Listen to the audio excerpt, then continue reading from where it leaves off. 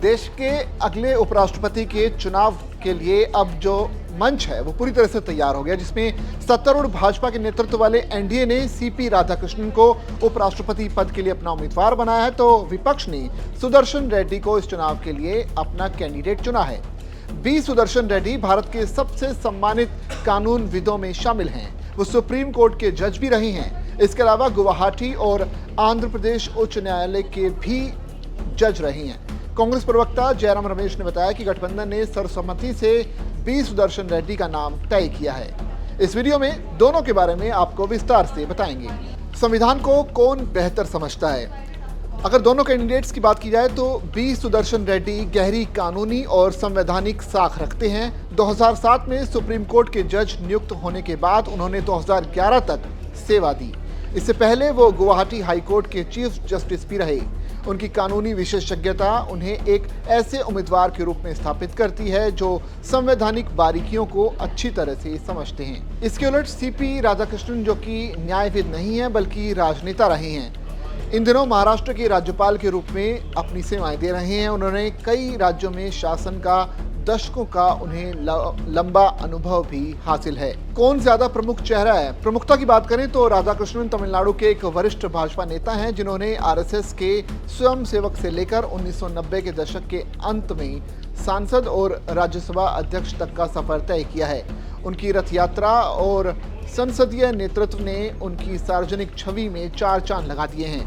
उन्होंने झारखंड और महाराष्ट्र के राज्यपाल के रूप में भी काम किया है और अतिरिक्त प्रभार भी संभाले हैं, और राजनीतिक और प्रशासनिक क्षेत्र में उनकी गहरी छाप है। वहीं दूसरी तरफ बी सुदर्शन रेड्डी भले ही सार्वजनिक रूप से कम राजनीतिक हैं, लेकिन न्यायिक ईमानदारी और निष्पक्षता के लिए जाने जाने वाले सुप्रीम कोर्ट के पूर्व न्यायाधीश के रूप में उनका सम्मान किया जाता है।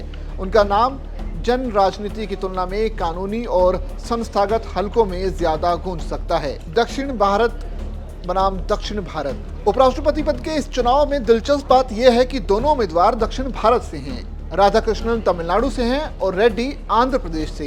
इन दोनों उम्मीदवारों की घोषणा होने से दक्षिण की पार्टियों को ये डिसीजन लेने में थोड़ी मुश्किलें हो सकती हैं कि आखिर किसका साथ दिया जाए, क्योंकि अब टीडीपी जैसी पार्टियों को ये चुनना होगा कि वो अपने राज्य के कैंडिडेट को चुने या फिर गठबंधन के उम्मीदवार को साथ दें। कौन ज्यादा अनुभवी? राधाकृष्णन का अगर करियर देखा जाए तो वो सक्रिय राजनीति, शासन और प्रशासन में करीब 40 सालों का लंबा अनुभव है। लोकसभा सांसद, राज्य भाजपा प्रमुख, कई राज्यों के राज्यपाल, ये सभी उनके अनुभवी का भी प्रमाण देते रहे। इसके अलावा सुदर्शन रेड्डी का अनुभव न्यायिक क्षेत्र में है। न्यायपालिका के उच्चतम स्तरों और लोकायुक्त के रूप में वर्षों की सेवा, गहरी संवैधानिक समझ के साथ, लेकिन कोई चुनावी या प्रशासनिक पृष्ठभूमि उनकी नहीं रही है। इसके अलावा अब आखिर में संख्या बल की बात कर लेते हैं कि दोनों कैंडिडेट्स के पास संख्या बल किस किस तरह से है। उपराष्ट्रपति का चुनाव संसद के दोनों सदनों के कुल 782 सदस्यों ने अपने वोट से करेंगे। जीत के लिए 392 वोटों का बहुमत चाहिए। इस वक्त एनडीए के पास 423 सांसद हैं, जिनमें से 293 लोकसभा में हैं और 130 राज्यसभा में हैं। और अगर ये सभी सहयोगी सीपी राधाकृष्णन का समर्थन करते हैं तो उन्हें स्पष्ट रूप से जादुई संख्या बल का लाभ मिल सकता है। ऐसे में राधाकृष्णन का अगला उपराष्ट्रपति बनना तय माना जा रहा है। वहीं कागजों पर ये एक मजबूत बढ़त जरूर दिखाई देती है। हालांकि मतदान पैटर्न, क्षेत्रीय गुटबाजी और क्रॉस वोटिंग नतीजों को भी इस चुनाव में वो ये चीज़ें जो है इन्हें प्रभावित कर सकती हैं। तो आपकी नज़र में किसका पलड़ा भारी है?